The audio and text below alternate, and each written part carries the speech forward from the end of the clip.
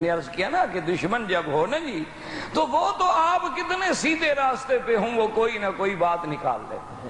آپ دیکھیں نا جی کہ ہمارے اکابر ہیں، ہمارے پیر ہیں، ہمارے باقاعدہ مشائخ ہیں، باقاعدہ علماء ہیں، باقاعدہ تزکیہ ہے، لیکن جن کو ہمارے ساتھ غصہ ہوتا ہے کہہ دیں گے وہابی.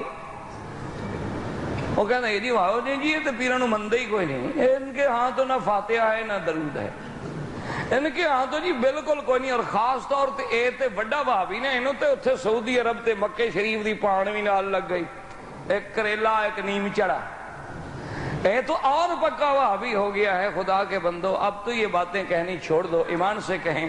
مکہ مکرمہ سے مدینہ منورہ قافلے 10-10 دن میں پہنچتے تھے.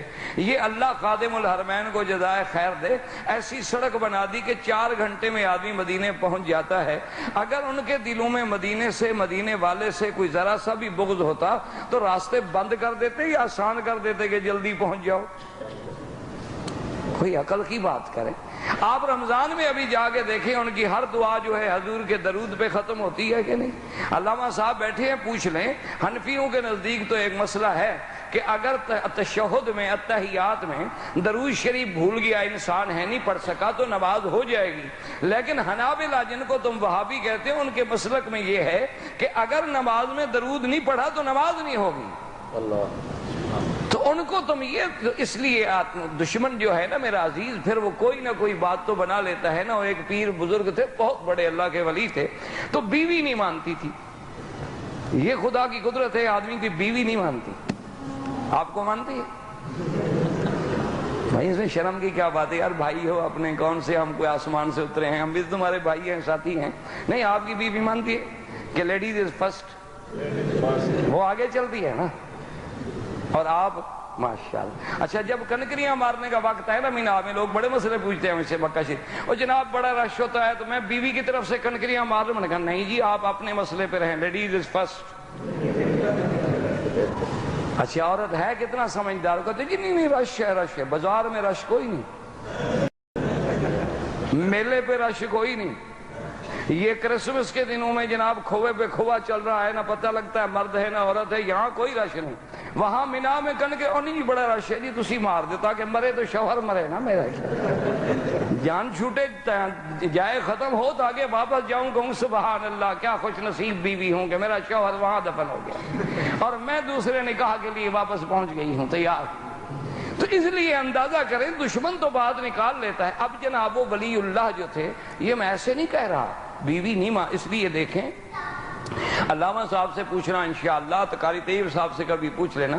اور آپ بھی جانتے ہیں میرے مدنی کو جب نبوت ملی غار میں، نبوت کہاں ملی؟ ہاں جی. اور صدیق کہاں ملا؟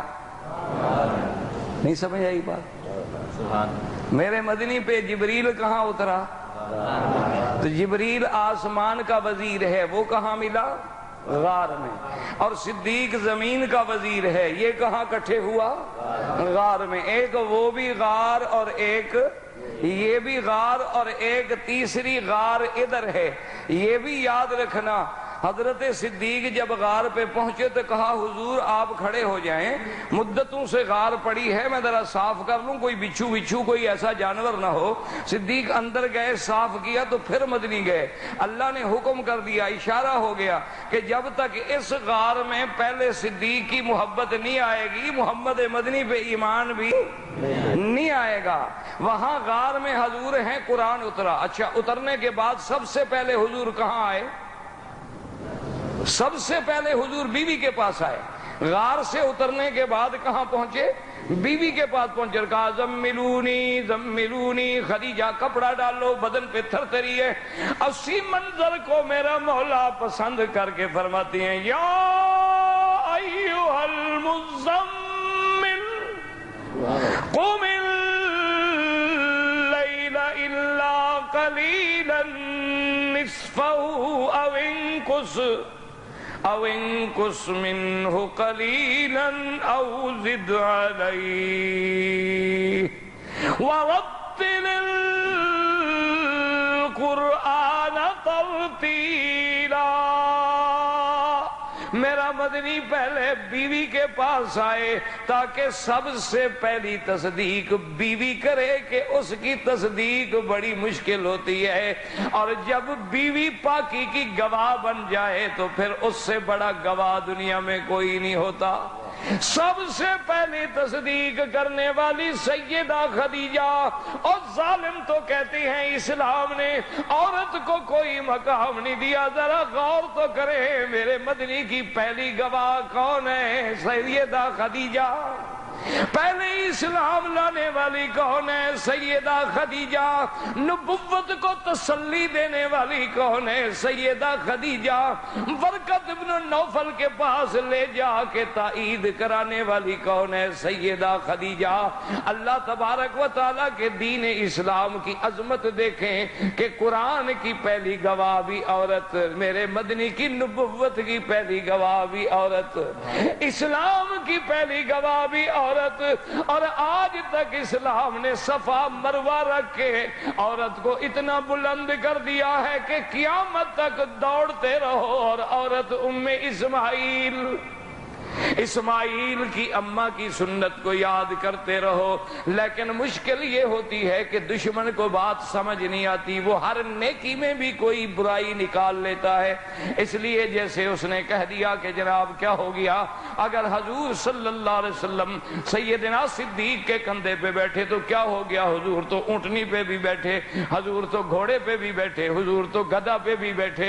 لیکن اللہ اکبر، اس کو جب سمجھایا گیا کہ بات سمجھو، ہم نے کہا ظالم اعتراض کرنے والے تم ٹھیک کہتے ہو، لیکن ہمارے عقیدے کو سمجھ لو کہ حضور جس اونٹنی پہ بیٹھے ہیں وہ ساری اونٹنیوں کی سردار ہے، حضور جس گھوڑے پہ بیٹھے وہ سارے گھوڑوں سے افضل ہے، حضور جس گدھا پہ بیٹھے وہ ساری دنیا کے گدھوں سے افضل ہے، اور حضور جس بندے پہ بیٹھے وہ بندہ بھی ساری دنیا کے بندوں سے افضل ہے۔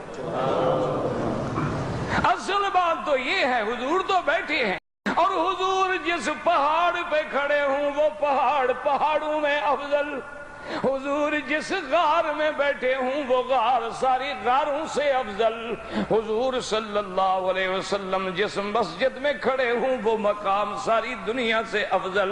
اس لیے اللہ تبارک و تعالیٰ کی شان دیکھیں کہ یہ شرف کس کو ملا ہے؟ صرف ابو بکر رضی اللہ تعالیٰ عنہ کو، کہ اللہ فرماتے ہیں اِلَّا تَنْصُرُوهُ فقد نصره الله اذ اخرجه الذين كفروا ثاني اثنين۔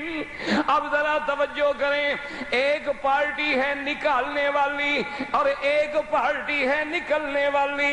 نکلنے والے کون ہیں؟ میرا مدنی اور ابو بکر۔ مکے سے کون نکل رہے تھے؟ ہاں جی، وہ نام لے لیا کرو، خیر زندوں میں بیٹھا ہوں نا، خیر زندہ الحمدللہ۔ اب مکے سے جانے والے کون ہیں؟ اب سیدنا محمد مصطفیٰ اور ابو بکر، اور نکالنے والے کون ہیں؟ نہیں، نکالنے والے حضور کو مکے سے نکالنے والے کون ہیں؟ قرآن کیا کہتا ہے؟ اِذْ أَخْرَجَهُ الَّذِينَ كَفَرُوا، جب کہ کافروں نے نکالا، اور پھر وہ دو کون تھے؟ ثانی اثنین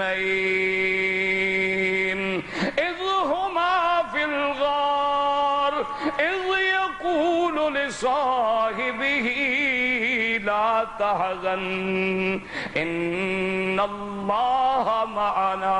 وقت ختم ہو گیا بھائی، وقت ختم ہو گیا، زندگی رہی تو بات باقی۔ وصلی اللہ تعالی علی سیدنا محمد وعلی آلہ واصحابہ اجمعین برحمتک یا ارحم الراحمین۔